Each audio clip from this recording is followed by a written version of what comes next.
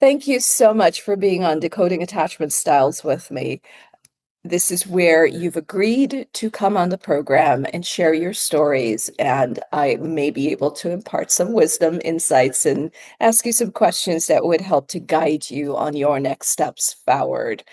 We have agreed to use the name Sarah or Josh, whichever you choose to use, to protect your identity on this podcast. Are you in agreement? Absolutely. Great. It's wonderful to have you here. You and I just had a little chit chat, and I was Yeah. thinking, if we don't get this podcast going, we could just have coffee and continue chatting about the troubles and the joys and the adventures of aging. True.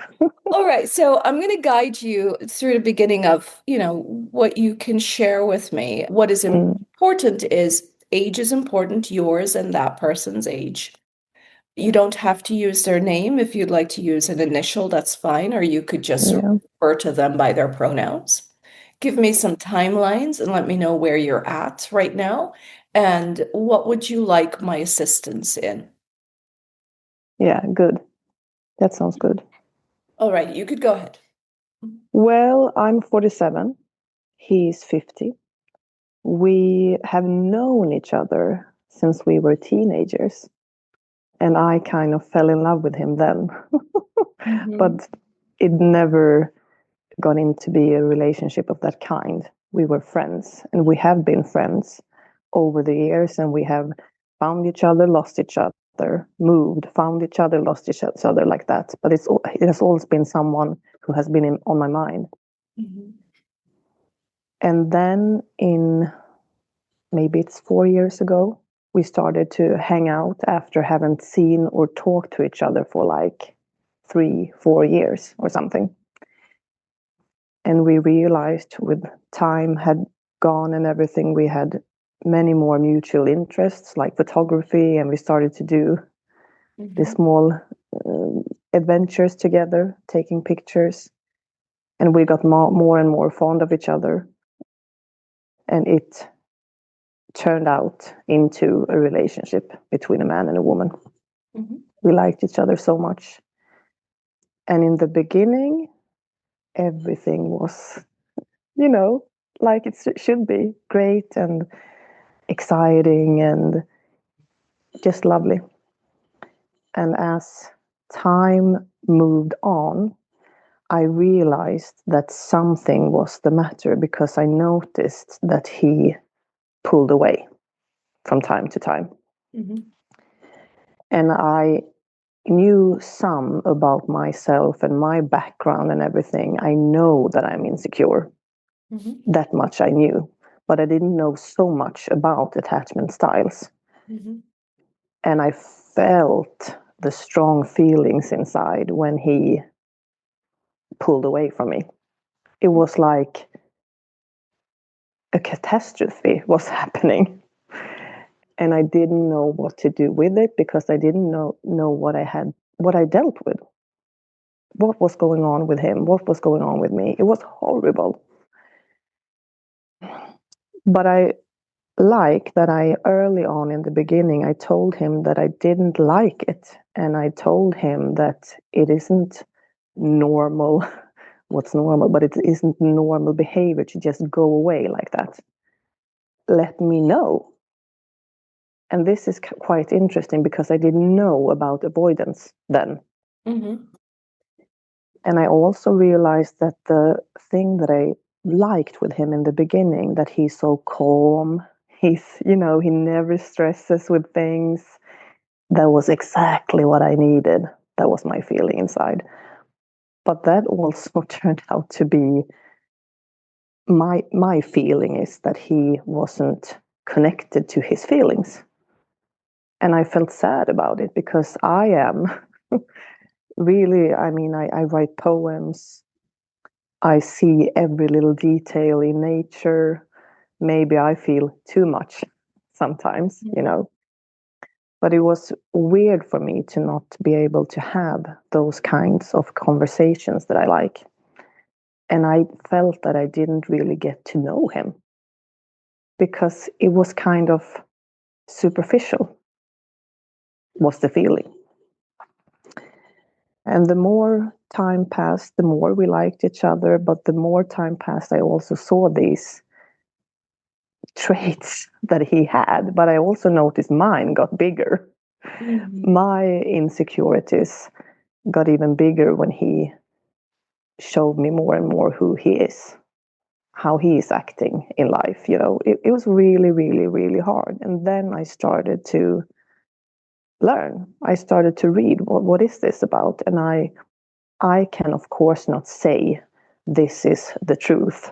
But when I read about avoidance, I so much saw him in everything that was written. And I also learned that I too probably had more when I was younger. I think I leaned a bit to avoidance too. Mhm. And maybe I still, because in situations where there are a lot of emotions, I sometimes feel inside that I just want to flee. Mhm. The feeling inside is that I want to, and I have told him about this, I just want to put my jacket on, my shoes on. I want to go outside and walk and walk and walk and never come back. That's the feeling. That's a big feeling. And I know it. I know I have had it for like all my life. And I'm really trying to work on it, to Mhm. sit with the feeling. But I need to leave the room sometimes, to go to another room and just be with this strong feeling. Mhm. This But I feeling, have, before mm-hmm, you continue, this feeling, this intense mm-hmm, need to just keep walking away, moving yep, further and further away from him. mm, Does that happen when you feel the fear that this is not going to go anywhere? When you start to feel just probably, overwhelmed, like I'm just so yep, sick and tired of this. yep. Okay, And so it's that is something so an anxious strong. attached will feel. An anxious Yeah, attached will feel that. It's okay, not an avoidance. It is that I'm at my end and my brain is saying, look, what's the point here? What is the point? And I just don't want to deal with this anymore. true. You get up and leave. And it was something that I did. And what stopped me is I had a way of there are two things we do. We'll start talking about storming off, or we storm off. Yep. But there's the hope that they're going to chase after us. Did you Ah, hear that? what did you say? Did you? Was there a hope that he would chase after you? I don't think so in these really strong moments. Then I just want to be on my own. I You're just just want to fed up. say, yeah, exactly. Okay. All right. All right. But Carry there have probably been those moments too when the feeling is a little bit less, you on. know. Mm-hmm. It's two different feelings for me. But Mm-hmm. also the thing that I'm talking about now, I get it that that's not the avoidant thing. But when I was younger, when relationships were about to be a relationship, where it's about to get serious, I realize now I didn't have a name for it because I was so young. I Yeah. was like in my 20s. I ghosted people. I just went silent and I didn't call them anymore. And that's not normal at all. I didn't tell them what was going on because I didn't get it. Yeah. Yeah. But that doesn't happen anymore. That Well, was how like old were you the then? young me. In my 20s, I think. Yeah, well, the brain, the frontal cortex, which is responsible for processing information and decision making and all of it, it's only fully developed at the age of 25, 26. Yeah, So, before that, we're just gathering information on how we're going to move on true. in life. We really don't know how to process these things and make decisions like, hey, it's not a good idea to ghost. I should really have a Yeah. conversation. My thing I is, feel after shamed when I 26, think about it. yeah, I know. And Yeah. a part of healing really is to be gentle with ourselves, to know that Mm, at that time we did the best we could with the information that's that true. we had.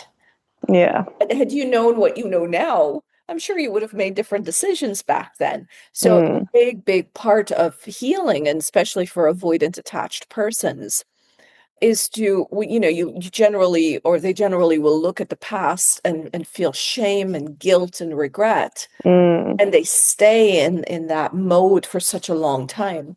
A big part of the healing is to look back and say, you know what?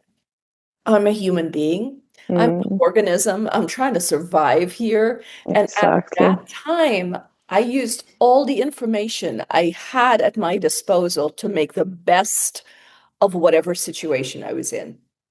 That's really good to hear. And that's the absolute truth. I did the best I could. I know Hmm. this, Hmm. but it's a new thing to talk about it like this, Hmm. how it was in my 20s.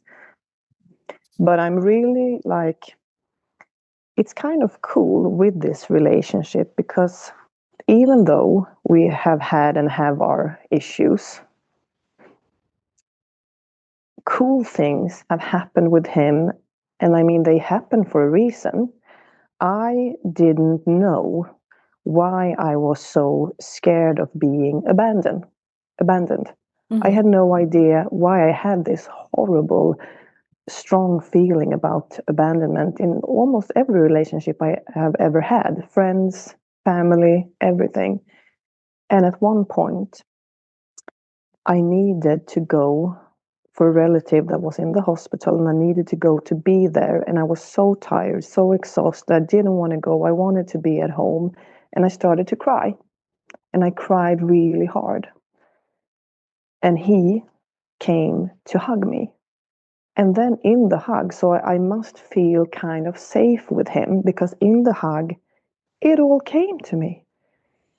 A voice inside my head said, "For the love of God, stop that crying. He's gonna abandon you."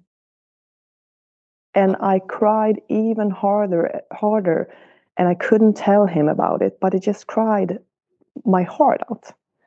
And I realized in that moment where it came from, and I saw pictures from my early childhood with my mom. It's kind of sad, but it's cool to get in touch with that. And later, when I was with my relative at the hospital, I don't remember if I called him or wrote to him what I had realized at that moment. And I said to him, I need to tell you about this because I want to move from this. I don't want to feel this anymore. So he knows about this wound that I have. And we are really working with it, on it, together. And that's a really nice thing. So nowadays, when I feel the horrible feeling of that I want to leave, or I we have found this little solution. If I leave the room, he knows now that I want him to come in a while. I just need to breathe. And he knows that I have a lot easier time to talk with him and tell him what's going on inside of me because I have not been used to say my needs. Hmm. If I don't have to look him in the face, if he hugs me from behind or if he is next to me, I can talk much more easily. I don't feel so ashamed. Hmm. And then I can say to him, I have that strong feeling coming on now. I feel that I want to put my clothes on and just leave the house, but I don't want to do it, but that's the feeling. And then he usually asks if he can take his hand in my hand. And then everything starts to go in the right direction and we can talk. And this is a big thing for him too, because he's not used to taking care of other people's emotions. In the beginning, he had a really hard time with it. So we're really moving forward, you know, Hmm. but it's a hard thing moving forward too, because we don't know everything and we don't know what to do. And, but we are moving forward and I love that. Hmm. Hmm. And the feeling is Perhaps, that it, go on. it makes us stronger together Yeah, yeah, yeah. for every situation we can manage. Hmm. Mm. Is there a fear that you have A fear around what? What do you mean? as it relates to the relationship and how things are going? Mm. Is there a voice in your head that pops up every now and again when things are going great, as you're Yep. describing it's going wonderful? Yes. Oh Lord, I called him the last week and I said, "There's something the matter with me.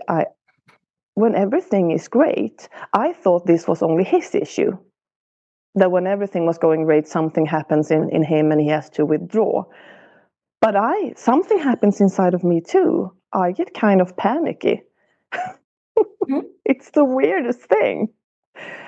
And I don't really know what to do with it. I feel it. I have really learned this last year to recognize if the feeling inside is now only in the present or if it's old shit coming up. Mhm.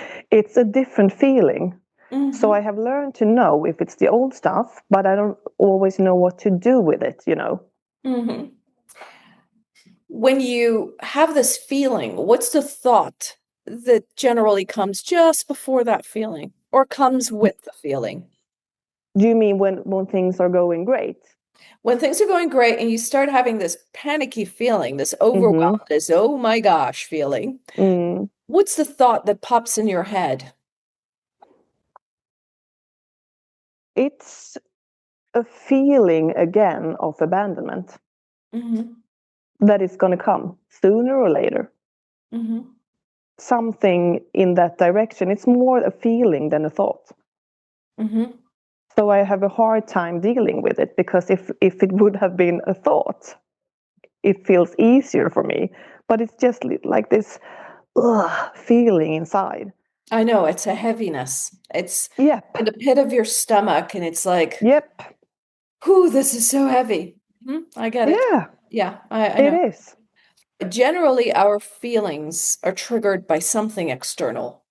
It has to be Of something. course. So I'll Yeah. give you an example of what I went through with the whole when you're transitioning from anxious to secure. You will have Mm-hmm. those thoughts. So with my partner, I would get into my head and I'd say, "Oh, things have been going so great. It's wonderful. I wonder if this Mm-hmm. is just an act. I wonder if he's doing something." And then I have to get and I start feeling this feeling, or things are going great with us, and then there's this feeling of, oh shoot, maybe I should pull back a little bit just in case Yeah. it happens, right? But it's generally the thought there is it's happened in the past. It has happened in the past, so it's possible it can happen again in the future. Yes. That feeling is anxiety. And Mm. how is anxiety born? It's born from our experiences. The brain collects negative information so that Mm. it can prevent it from happening. It could remind us that, hey, you know what? This negative thing happened. You want to be Mm. careful so that you don't get hurt again. Yeah. And why is that so? The body's job is to survive. We're an animal, right? We're an Exactly. animal. Our job is to survive. And the body knows, the mind, all the cells, everything within us knows Mm. that in order to survive, it's got to prevent anything that's dangerous or protect it from anything that's dangerous to it. Emotional stress destroys us, the human Mm. body, just as much as a physical thing coming towards us, just as much as a truck coming towards us.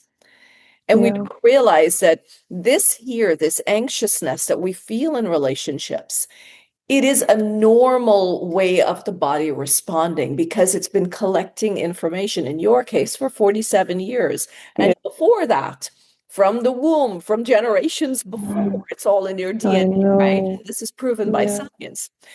So the way to deal with it when we have these silly thoughts is to get into our heads. And like you said, you have a sentence that popped up.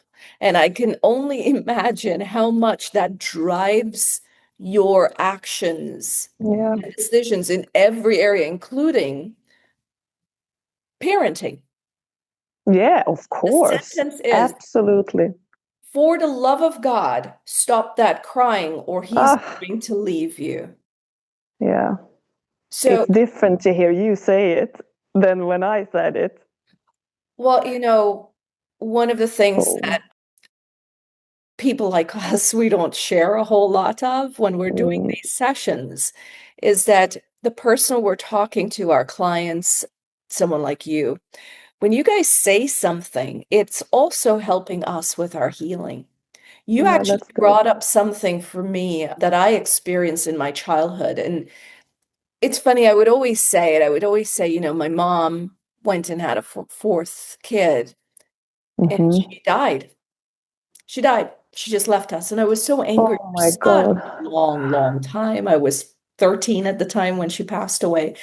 Mm, But I also would say, my mom, there were times when, like all marriages, it wasn't the perfect marriage, and she was lonely at times. And she was anxiously attached, my father fearful avoidant. And of course, they had no clue what they were dealing with. no. I remember my mom saying sometimes, she'd say, one day I'm just going to leave you guys. Like we would hype up dad. We would talk about how amazing dad was. I would talk about how amazing dad was. And I guess that hurt her because maybe she felt not chosen. Maybe she felt she Mm, was the one doing everything for me and I couldn't appreciate her, and she couldn't appreciate that I was just a child. Well, you know what happens with attachment, right? And I remember she would say things like, "Oh, really? You think you'd be so happy without me? One day I'm just going to leave you guys with your dad." oh, wow.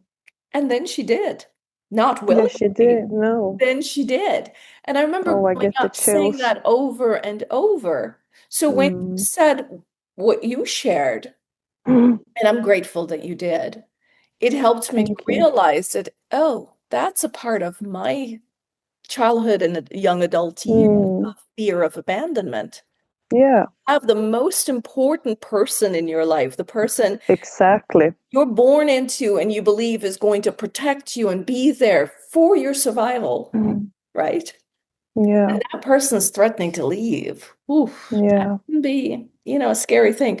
So what we My do, mom did that when I was a child. She has her mental health issues, and that's in the open, and we talk about it, and we're allowed to talk about. I have written poems and read about them to people with her consent, and that's where, of course, not only with that, but that's where it all started. yeah, yeah, The it abandonment starts issue. there. It all starts in our childhood. It's just Yeah. nice, like you said, you could go and pinpoint it. So now that you have this sentence, these words Mm. floating around in your head whenever you have Yeah. those feelings, I would suggest that you tap into that and say, you know what? No, this isn't my Yeah. story anymore. Oh, wow. That little girl couldn't protect herself. No, she couldn't. Right? I really try from time to time, sorry, that I mean, I remember at one point I was going down to the laundry room where I live, and I had these abandonment feelings because of something in the relationship. He probably went silent for half a day or so. I Mhm. mean, my God. And I just went down the stairs and I pretended in my mind that I was holding hands with my 4-year-old self. Mhm. And I said to her silently in my mind that I'm not going to abandon you. Mhm. Oh my God, I'm almost going to cry now when I see it. I'm here with you. And the feeling got a little bit lighter.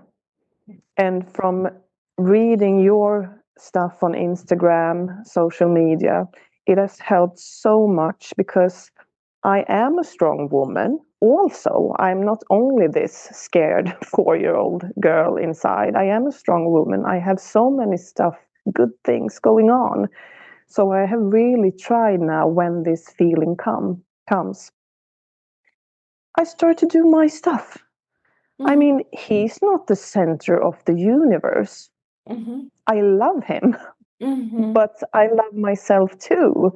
So I start doing my things. I stop looking at the time and think, when did he last answer or whatever?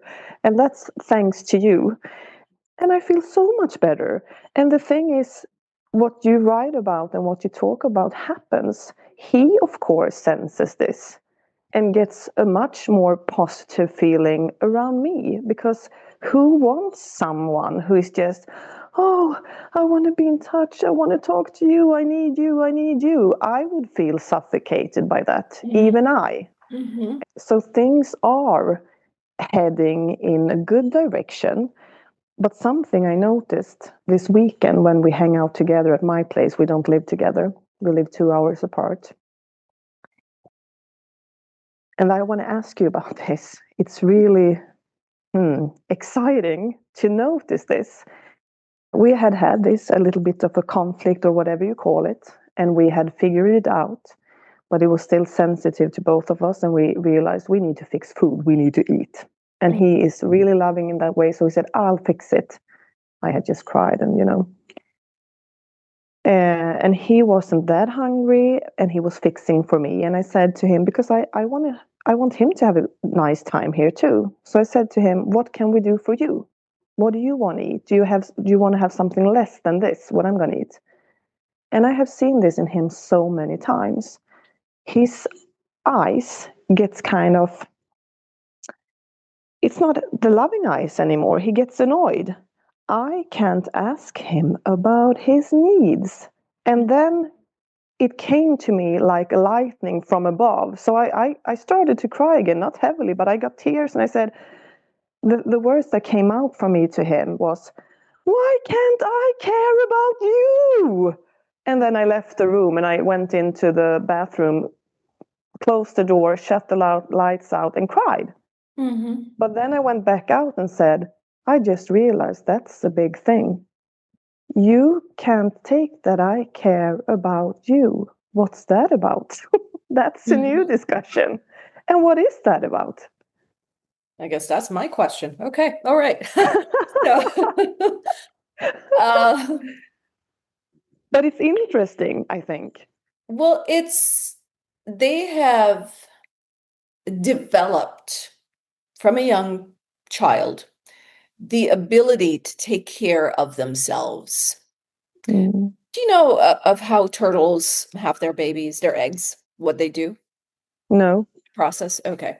So the turtle will come up on land, lay her eggs, dig a hole, lay her eggs, cover the eggs, and Yeah, she goes off. She just swims into the ocean and that's it. that's it. The turtles are born, they're hatched, and they come out and they go into the ocean. And Mm. some will be some other fish food, and some are going to survive. Mm. Avoidant attached persons are baby turtles. Yeah. They've learned Wow. to survive. And when they grow up, it would be nice if that's appreciated.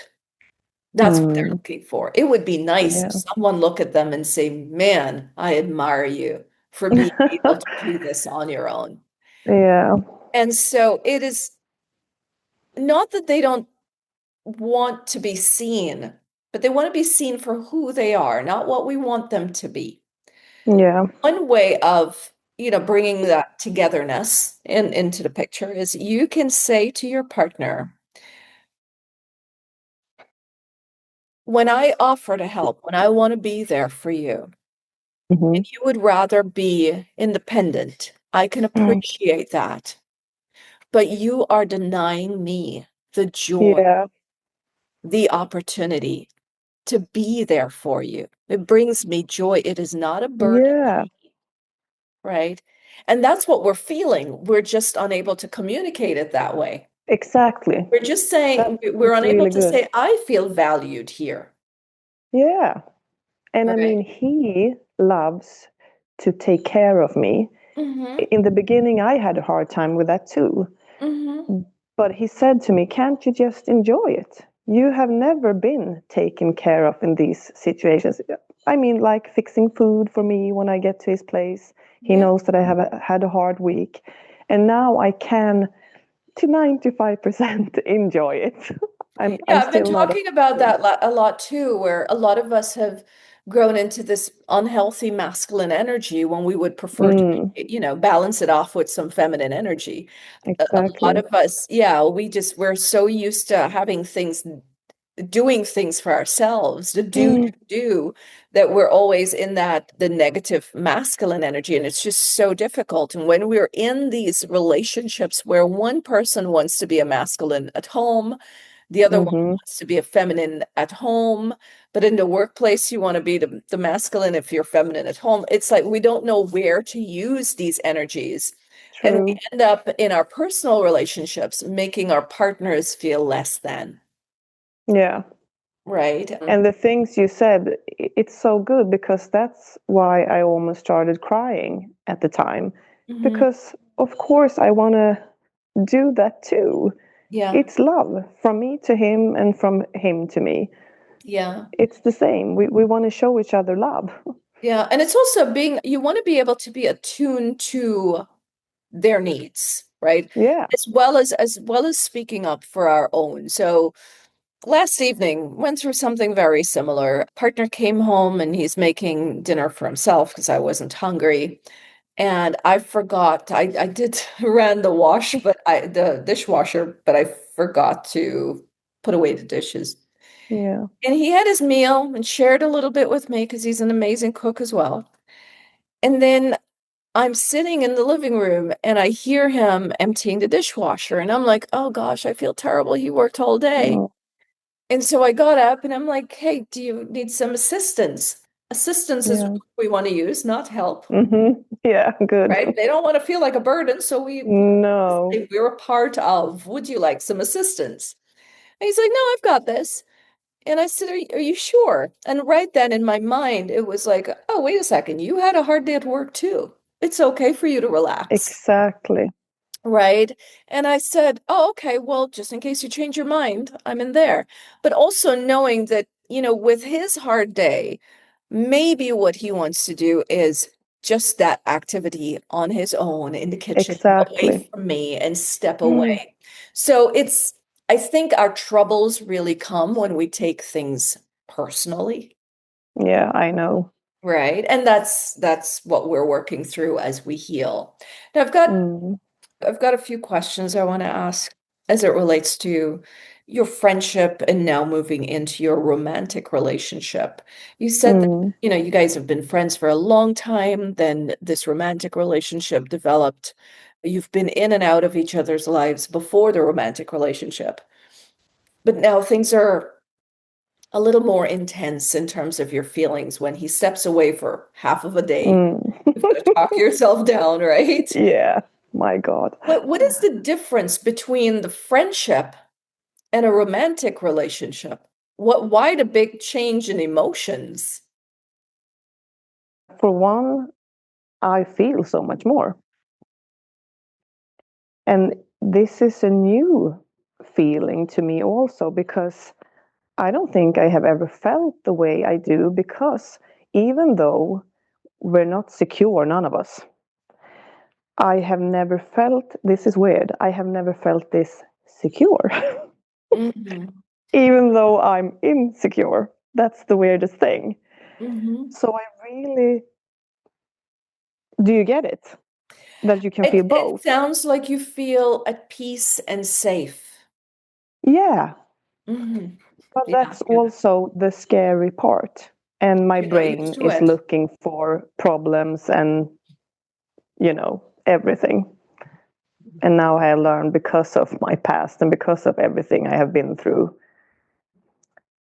But I also realized that I'm proud of myself that I have dared to talk to him about these issues because it hasn't been easy. I'm so interested in these kinds of things because I want to get better. I want to live my life as good as I can. I don't want to feel all these different emotions that's really eating me up, you know. Mhm. And I'm so happy that I have dared to do it. And I'm so happy that he, being the one who he is, has opened up to it. And I think that I don't, maybe he has even said it, that he realizes that he is an avoidant. Mhm. And that's when we can start to deal with both our ways, you Mhm. know. And I have asked him, when I see that you go kind of blank in your eyes and you look like you're not here in the room at all, what is happening inside of you then? Because I said to him, I have thought that you go blank, that you're not feeling anything, but I probably have realized that you're feeling too much. Mhm. And I have asked him, can you sense this? And can we do something different when it happens? Because I get terrified, I get panicked, and Mhm. I don't want to do that anymore. And we both have said and written to each other that we want to do different now than we have done in our past relationships. We both want that, but it's really hard. Mhm. Well, there's a book, The Body Keeps a Score. I can't remember the name of the author right now. But in that book, I read that there is a part of the brain that gets damaged. It's called the Yeah. Broca Center or Broca something. It gets damaged with trauma. Mm. And it just, when we're triggered, it can just shut off, Yep. right?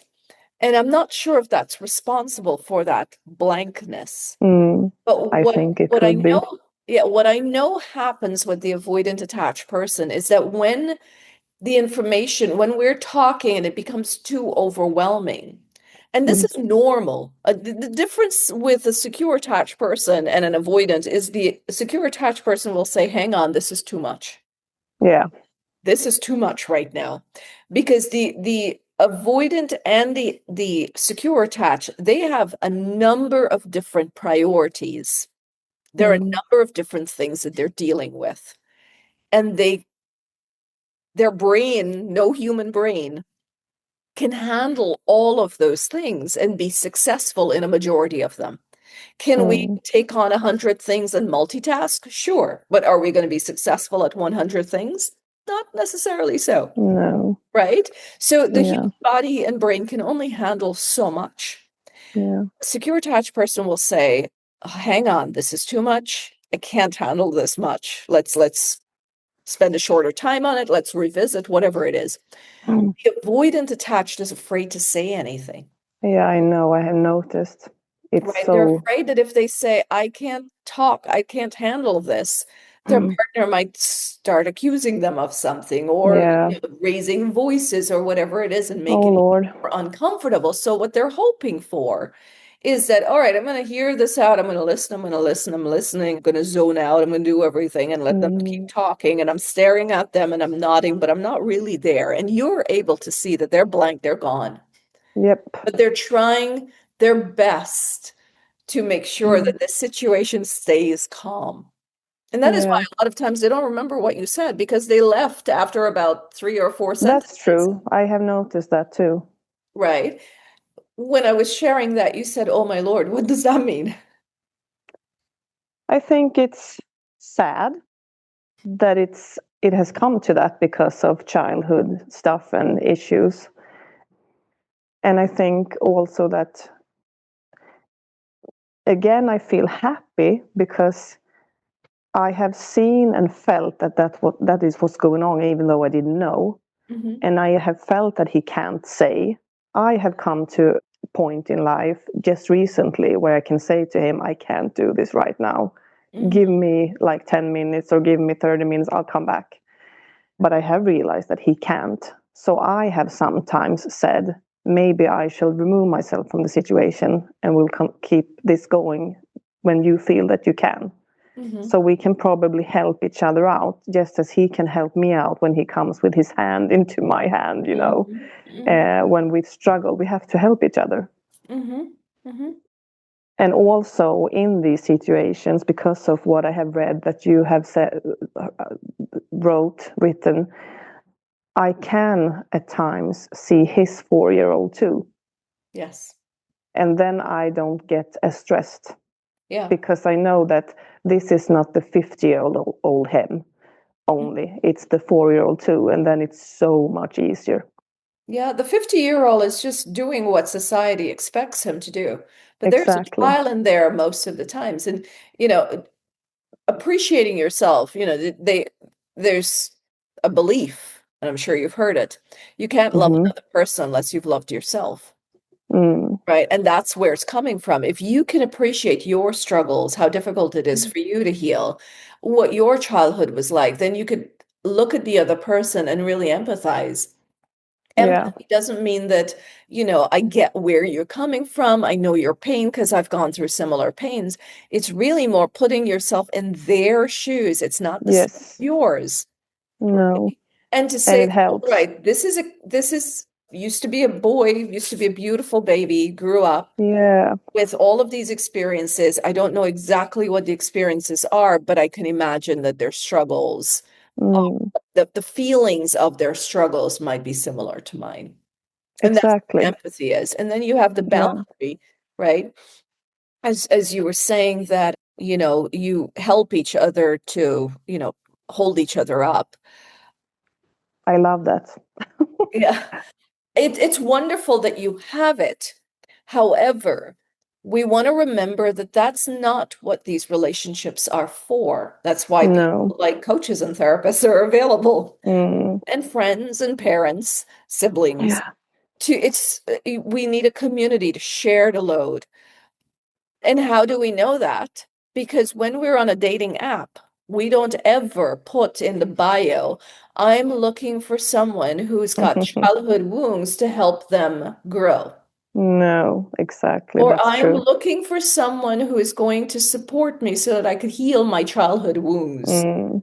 We're not doing that because we know No. very well we're not Yeah. going to find someone, right? We generally put something like, I'm looking to share my life with someone, the adventures, the Mm. fun, my hobbies.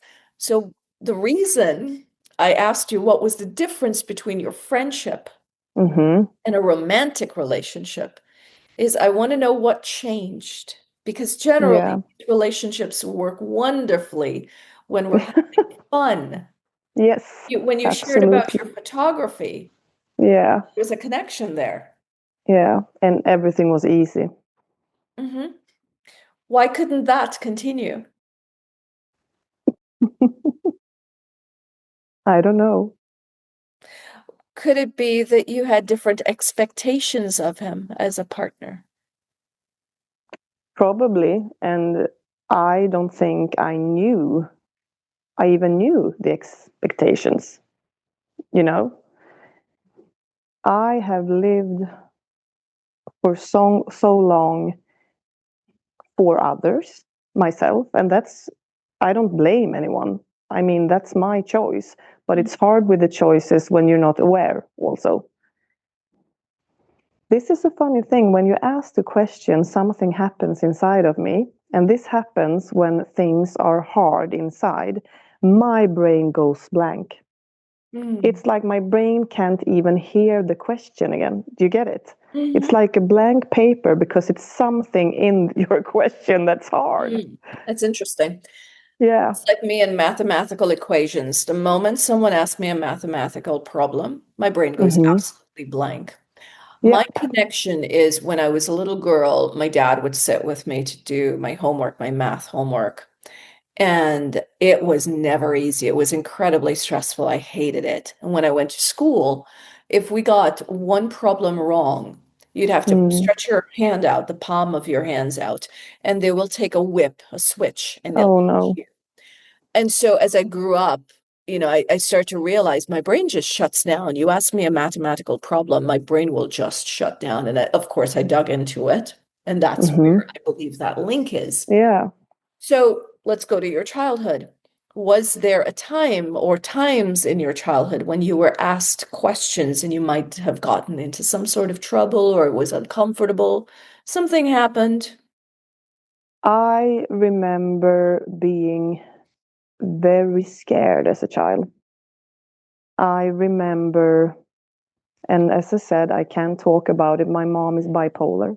Mhm. And during her episodes of, I guess, the depressions, she was really sensitive and things happened bodily. She could hurt me, not in a, I was about to say, not in a horrible way. Every way is horrible, but you understand, I think. So I remember being a scared child because I never knew who I got from my mom. Was it the mm, loving mother that always had fun times with us? We drew, she read to us so many times. She's an artist, she did so much with us. Or was it this, it's horrible to say, but as a child, it was a monster Mhm. that screamed at you and you didn't know what you had done wrong. I remember one time, I probably was like 4 year old. I thought to myself, if I cry so hard that I puke on the floor in front of her, she will love me. But I couldn't get to that point, and probably that wouldn't have changed anything because she was in that. Hmm. state then. But I remember I didn't feel safe. Hmm. So Yeah, could it be, sorry, could it be that the questions, when you hear it, you're triggered by perhaps a thought of how do I answer this in a way that I don't get properly. in trouble? Yep. That's the feeling here in my chest now when you say this. And I get kind of always have that feeling around questions now when you You have to ask get it this. right. Yes. Yep. Okay. So we're going to try that again. You're not being judged. You're not going to Mm-hmm. be punished. Nobody's going to scream at you. Nobody's going to shout at you. We're going to try the question again. And all you're doing, you don't have to think of a response because you don't have to give a response. You have to tell No. yourself, I do not have to respond. I'm no longer a child. I do not have to do Mm. or say anything. Yeah. So all you're doing right now is listening. Okay. Mm-hmm. The question is, did your expectations change from having him as a friend, Mm-hmm. having him as a romantic partner? And just sit with that question. Don't respond to it. Hmm. Things are coming up. It's about love. It's and now my tears are coming. It's about not being worthy of love. That's the change. Absolutely. Because in a friendship, that's a totally different situation. I have lots of friends. I don't have issues there. But it has always been a problem with the strong love. I have never ever felt secure. And then it gets scary. And a lot of things are happening then when things are scary. Everything switches then. I have to be, now I'm just saying what's coming up. I have to be good enough to be loved. I have to tiptoe to be loved. I have to take care of everybody to be loved. I have to please people to be loved. There's so many things. Oh my God. Yeah. Hmm. So, of course, it changes from friendship to being in a real relationship. I'm totally scared and freaked out. I feel the muscles in my body, they're tense now. At the typical places where this last year have found out when I listen to my body. This is when I know when I'm in the present or I'm also in my 4-year-old me, in the stomach, in my pelvic area, in my chest. I feel it, but I'm not scared of it Does right sound now. like chakra healing might be something you want to explore because it sounds like Mm-hmm. those are the areas your chakras are being blocked. What you Yeah. can do in moments like these is just to pause. You can ask the other person, can I have 30 seconds? Mm. And you pause and you take some very deep breaths just to get some oxygen flowing, calm down your nervous system. Yeah. Get into your head, remind yourself that this is just a conversation. You're safe. Exactly. Nothing, nothing is going to hurt you. You're not in harm's way. Yeah. Remind yourself over and over, I am safe. I'm safe. Yeah. Safe. I'm a But I also Mhm. think it's really interesting how much it changed with not being blank anymore when you said it like you said it now, Mhm. that I didn't have to respond. It was so easy to switch. Yes, it's because you're That's kind feeling of cool. the pressure. It's that child comes back and it's like, oh my gosh, I'm being asked a question. I have to say something Yep. right or I'm going to get it wrong and people are going to judge me or criticize me or I'm going to get in trouble some Yeah. or the other. And now you get to say to yourself, you get to say to younger you, no, Mm. you don't have to respond. I'm a grown up now. Exactly. Yeah. I don't owe anyone anything. And just the No. same way, you remind yourself that, your partner, they chose you to be a friend. Mm. If you were a burden, if you had to get things differently than you thought you did, that was Mm. never the case because, this friendship kept coming back together. So now Yeah. it's really to just continue doing exactly as you were doing back then. True.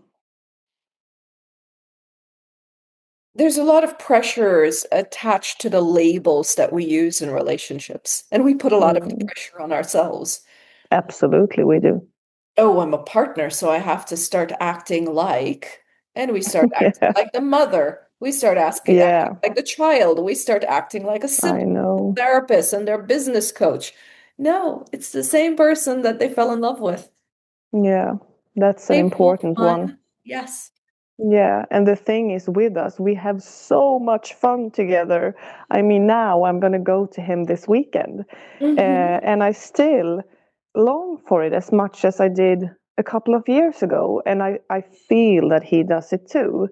And I mean, him being an avoidant, he needs his time. I mean, I have noticed that the avoidant people really want to tell us that they need time, they need space, not in that way, but they talk about autonomy and things like that. And I have been like so disturbed about it and said to him, if you, sorry, if you were a secure person, you wouldn't have to nag about this. Just take your time, be independent, you know. But we can laugh about it now too. Hmm. And I love that about us, that we laugh so much. And I think I need to invite that more. And I need to, in different situations. I mean, I judge is the wrong word, but English is not my mother language, you know. But I think I do judge different situations between us so harsh. And I, with my child brain, always thinks that a difference in tone or whatever, it's a catastrophe coming. But it's not. We enjoy each other. We Hmm. love hanging out. And we are human beings, so we are going to get annoyed at each other too. And that's fine. And I really need to get that in my system. Yeah, it's also when we don't know that we're going to be okay should anything happen, right? Yeah. That's when we feel like really overwhelmed with the little thoughts of it not working out. When we believe that this is not going to work out and oh my gosh, this is scary, what's going to happen? Let me fix it. Mm. Is because we have not yet built a foundation within ourselves Yeah. to know that we're going to be okay. Kind of like, you're in a boat and you're heading towards a storm and you don't know that there is, I don't know, a life raft that's folded up that could be blown up, that's under a bench somewhere, or that you Mm. have, what do you call the vests? You know, Yeah. the life vests. You Mm. know that you have those because you've never looked within to see how strong you actually are. It's No. not been a part of your healing. So now we're hoping that the boat saves us all the time, Yeah. that the boat is always sturdy. But now the boat has its own storms to deal with and it needs a break, Exactly. right? So Yeah. we have to work on our own healing. Yeah, I said that to him recently that and he knows that I read and that I am interested in learning new ways.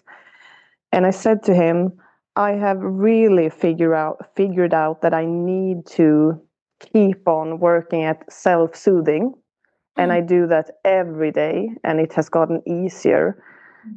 And I also said to him, you don't need to fix me. mm, I fix me. I fix myself. But that goes with you too. You need to fix yourself. But I also want for us, if you're in on it, to soothe together sometimes mm. when we're in a difficult conversation or whatever, so we can help each other out then. But we don't need to fix each other. That's the most important thing because it's not going to work. I have tried that my whole life with my mother, with my, whatever. It doesn't work. Oh And no, I'm I mean, kind of tired of it. Yeah, if we look at ourselves, right, we look into our own minds, we're the only ones who know our story to some degree. Yeah. We're still trying to figure out our own story. How can we Mm. possibly expect someone else to know what we've gone through when we No. ourselves don't know all of the details of what we've gone through and how it's created us into who we are? So Yeah. it's It's kind of impossible. yes, yes, and that's what we Mm. get frustrated about, that the other person doesn't get us. Well, Yeah. yeah, I they know. can't because we don't get us just yet. No. We're still trying to figure this out, right? But I have this wonderful feeling inside. I have had parts of it before we talked, but now when we have talked, it's kind of a happy feeling in my chest, and it's a feeling of that it's kind of exciting where we're going, you know. Hmm. Things have already opened up. I mean, he's open to talk about it, and I see that's also kind of cool. Maybe it sounds silly, but when I try things that you have written, they work. Yes, they do. They I've tried, really I mean, this work. is how I know it works because these are things that I do in my relationship. And And it's I am with easy a fearful things. avoidance. Yeah. Yeah, The and it's hardest easy part was, things that yeah, helps both me and him and yes. us together, you Yeah. know. And it's It's kind of not just cool because it's easy. accommodating. A lot of us will say, "Oh, I want my needs to be fulfilled. My partner is not Yeah. fulfilling my needs." And I was exactly that way, even in this relationship, and it was not Mm. working. And then, it took me a while to realize, wait a second, he's got needs too. Exactly. He's got But the needs thing too. but the thing with the needs, just quickly, I realized this summer when I got sick. I Hmm. felt when I was going on the train to him, 2 hours ride, that oh, I'm gonna get a cold or something, but it turned out to be the flu. And I got really sick during the 2 weeks we were supposed to have a holiday together. And I couldn't do shit. Sorry. Hmm. Hmm. And he got into this role. I didn't ask him, but he got into this role to take care of me, to fix everything for me. And at one night, he said he wanted to do something with his interest. And I said, do. I'm just lying here coughing. You don't need to do anything. But he didn't go. And I felt inside, that's his problem. I said, do it. I'll Yes. manage. But then as time went by and we were going to go after a week to my place, he was really grumpy in a way I haven't seen before. And then I really felt as it became more and more. He looked at me as I was someone he didn't like anymore. Hmm. He wasn't nice towards me, and he's a really nice man. And I realized something is the matter. So I sat down with him and I said, you need to talk to me because you're not acting in a loving way towards me, and it feels horrible. You're acting like someone else, someone that I don't know. And cutting it short, it turned out that he hadn't said his needs at all for over a week. And I said to him, it's good that you're telling me now, but you have to work on that because you're not saying your needs and you give me shit for it. Really, you have been nasty, in the way you have been acting towards me. And if you want to continue with doing that, that's fine, but I'm not going to stay in it because I feel horrible. And this is new to me to talk like this. Hmm. And he, who has had really big issues with saying, I'm sorry, Hmm. he said, I am sorry, and this isn't about you. I need to work on saying my needs. And I Good. said, you really need to, because you looked at me like you hated me. Hmm. It wasn't love anymore. Because in his head, he probably just thought of everything he couldn't do. And Hmm. I said, I'm not a mind reader. I will never be a mind reader. We have to talk. Hmm. But that was interesting to see how someone could develop sides to him that I had never seen for many years. Well, there are a few things I want to just quickly touch on before I Yeah, hop. One, you stated your boundaries. You didn't tell him yeah, what he needs to do and what he doesn't need to do. You told him, this is what I'm feeling and this is not comfortable. And fine, you mm, told me how you felt, but it's not my problem to figure that out. You have to figure out how to talk. yeah, And because you're able to set your boundary, that is the boundary. right? Yep. You're setting a boundary to protect you. He can Mm. appreciate that. He can Mm. trust you because you're being truthful. You're not doing a passive aggressive anything, Yeah, true. right? And he can apologize because you're calling him out in a clear, Mm. I'm not afraid to tell you this is not Yeah. okay by me way. Mm. That's one thing that's bringing out a side of him that's it's more comfortable for him. He could speak up as well. So you're helping Yeah. him to feel safe in the relationship as well by you Mm. That's being good. honest, right? The Yeah. other thing is I've noticed he steps in to help or to be there Mm. for you Mm. because you're not asking him to. You're not Yep. making it his responsibility. When you say you're not well, you should go, there's nothing you could do about it, he chooses to stay because he's not Yeah. feeling pressured. He's not feeling obligated to. His Mm. autonomy isn't being taken away. Aha. The other thing Cool. is, you told me earlier, hang on to that thought. The other thing is, Okay. you mentioned when he came to hold your hands, Mm-hmm. ask him. He didn't feel like Yeah. it was his responsibility to take care of No. you. He made a decision on his own. That is what the autonomy is. It's like, I want Yeah. to make the decision. I don't want to feel pressured. I don't want to feel like you're making me do something. I want to Of course. choose to do this. Yeah. Right? You didn't say to him, you should really apologize for treating me this way. No. If you did, True. he wasn't going to. But you just No. stated how it made you feel. And on Yeah. his own, he's like, yeah, you know what? You're right. I am sorry. Mm. You're right. Yeah. He needed some time to think about it, and that's okay. Yes, yes, it is always okay for someone to think about, how they want to respond to things. And that's really a thing that you have learned, taught me to give them time. Mhm, So many more times when we talk about difficult stuff, I go silent. And mhm, sometimes he is silent for 10 or 15 minutes, but I just sit there with him and I wait. mhm. And then lovely things happens when he Yeah, starts to talk. It's not many words, but the words that comes out of his mouth, they are pretty wonderful. they're very wise people. Yeah. The thing is too with when people will ask questions like, "Well, how much time do I have to give?" When you give the space in the beginning of the relationship, when you're patient in the beginning of the relationship, and they say we're all testing this out, right? It's like, okay, I'm going to be patient because I'm working on me. I don't know how to be patient, so I'm going to be patient, right?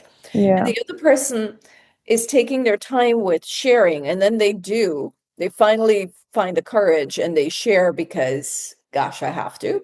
And they Mm. realize that, okay, when they share their feelings, they're not being attacked, they're not being judged, they're not being Yeah. criticized. The time in responding becomes shorter and shorter and shorter. Oh. So it instead of waiting 10 minutes for him to say Mm. something, it's going to go to 9 minutes and then 8 minutes and then seven I minutes like that. because the brain it's being retrained, rewired. Yeah, It's a of new course. That's learning. so It's learning that, interesting. oh, I'm safe. I love that. And It takes also time. with that, I have said to him recently many times, do you understand that your words matter? Your words makes a difference. I want to hear them. And I think he has seen that a Yes. few words can make the total difference. And it can be about his needs. It Yeah. doesn't have to be about my needs. Yeah. It's more likely that it's about his, because then I know. Yeah. Yeah. Yeah, this is so cool. I could talk with you for 2 days in a row. I can too, and I wish I could, but I've got to hop Oh, on. And I nice. must Yeah. thank you Thank you. so very much for doing this. I'm really happy to hear that your story, your relationship's going as well as it is. Yeah, thank you. And thanks for trusting me and having me on this journey with you. Thank you so much for letting me be on the journey with you. Of course. Well, this has been another episode of Decoding Attachment Styles. And again, thank you. I'll talk to you. Stay well. Thank you.